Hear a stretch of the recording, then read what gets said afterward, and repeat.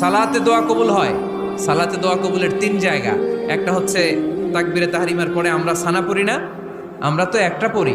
আল্লাহর হাবিব সুন্নাহ এবং নফল নামাজে আরো পড়তেন সানা, ওই দোয়া কবুল হয়। 2 নম্বর জায়গা সালাতে সেজদায় পড়ে দোয়া করলে কবুল হয়। আকরাবু মা ইয়াকুনুল আবদু মির রাব্বিহি ওয়া হুয়া সাজিদ ফাকসিরু ফিহি দুআ। বান্দা যখন সেজদায় লুটিয়ে পড়ে বান্দা আল্লাহর সবচেয়ে কাছে চলে যায়। কিন্তু বিশ্বনবী বলে সেজদাটা তোমার রবের কুদরতি পায়ের উপরে পড়েছে। সেজদায় পড়ে দোয়া করেন। সালাম ফিরানোর আগে বিশ্বনবী দোয়া করতেন, লা ইউসাল্লিমান্না আহাদুকুম হাত্তা ইয়াতাআওয়াযা মিন আরবা'a।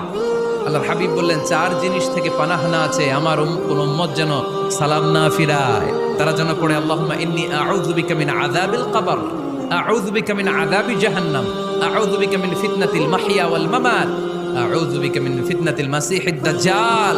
আল্লাহ কবরের আযাব থেকে বাঁচাও, আল্লাহ জাহান্নামের আগুন থেকে বাঁচাও, আল্লাহ জীবন